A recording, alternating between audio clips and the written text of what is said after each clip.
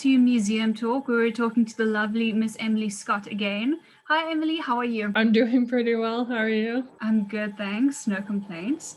So this last weekend, we did an interview with Emily for our Museum Week, and we're very excited to start sharing it with everyone. So please sit back and relax and enjoy our interview.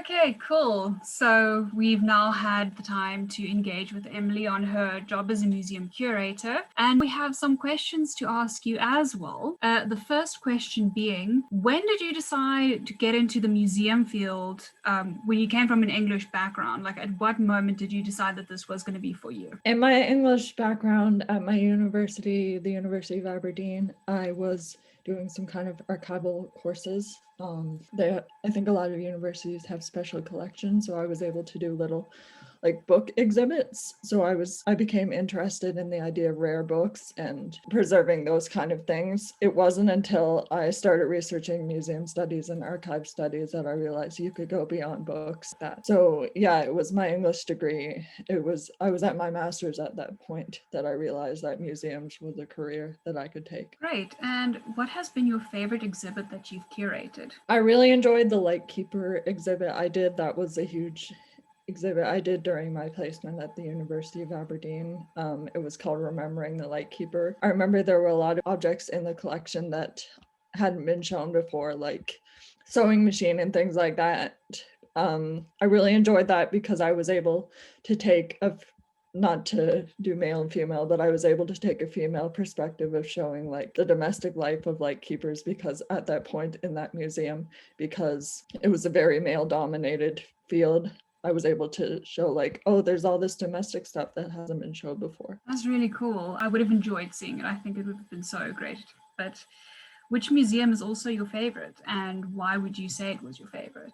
A museum that was my favorite, I really enjoyed going to the National Museum of Scotland in Edinburgh. I really enjoyed that. Yeah, that just takes a really international perspective on collections. And here in Canada, I really like the Royal BC Museum. I was able to volunteer there, so it was nice to see behind the scenes of the Royal BC Museum. And I've been to that museum over the years, living here for 10 years now, so it's a great one too. Fantastic. Whoever is in Canada should definitely go check those out and have a look at the museums that Emily is currently curating at. Next up, we do have some social media questions from our page for you. So someone asked, you talked about developing your museum CV, which I think is so essential when you want to start your career in this particular field. What kind of strategy did you develop during this impressive experience? I think a strategy I developed, I've talked a bit about volunteering and taking on internships. During the pandemic, I realized, as we talked about in that recording, that a lot of museums were going online. So I was able to use that to my advantage during the pandemic. And that's sort of when I grew my social media presence a bit. So again, social media and volunteering, I would say. Just, taking opportunities, whether I'm going to be paid for it or not. Yeah, no, that's definitely an important one. And I guess it exposes you and it allows you to make contacts as well. So the more you volunteer, the bigger your network gets. So that is fantastic advice. Then next up, someone mentioned online exhibits. So museums that put their collections online and do walkthroughs and stuff. What do you think will be the future of museums worldwide? And how would your current work practices or skills change or need to change as a curator? I think putting collections online and sort of doing behind the scenes videos of museums sort of make people who work in museums more relatable. I think sometimes when you see collections and when you see exhibits, it can kind of be unreachable at some point. I think in some ways museums can be kind of daunting. So I think putting collections online and showing the faces behind the museum is really great. So you can see that these people, they're trying their best to show the history and just make people connect to it. And I'm trying to bring the online thing to my work too. I'm trying to show that putting things online is great. Next up, we do have some social media questions from our page for you.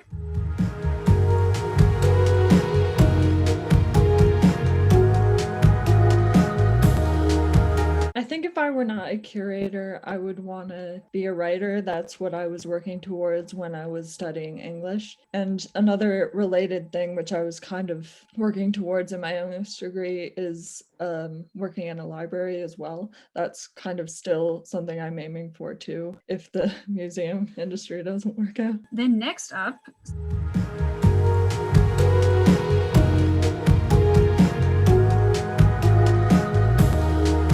I think right now I would want to do, I know a lot of museums are doing this, but I think it would be really interesting to do a museum on the COVID-19 pandemic. I think, yeah, there are a lot of artistic things that have come out of it and a lot of cultural connections that have come out of it. So I'd like to be part of that as well. I'm not sure how far in the future that'll happen, but yeah, I would like to be part of an exhibit doing that. Then next up,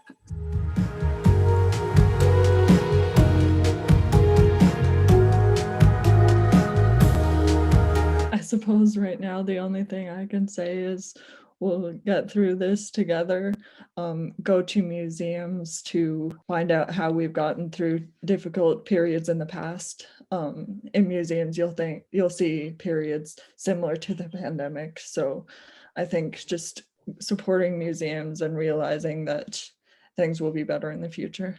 that is fantastic. Our time's almost up. So one last question that I have for you is, the museum community on social media is very active. So what kind of post or story do you usually post to engage with your audience? What is your favorite aspect that you shared recently?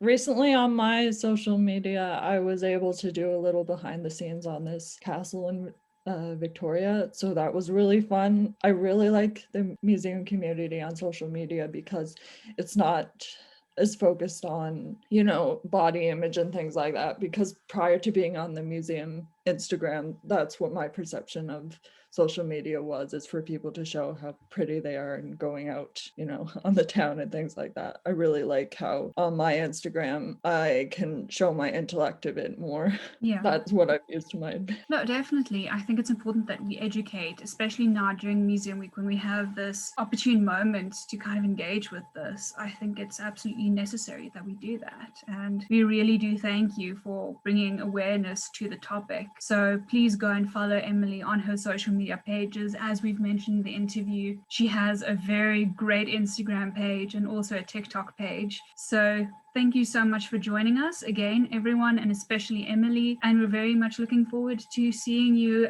mentor our course later in the year. So Thank you. Thanks. Bye.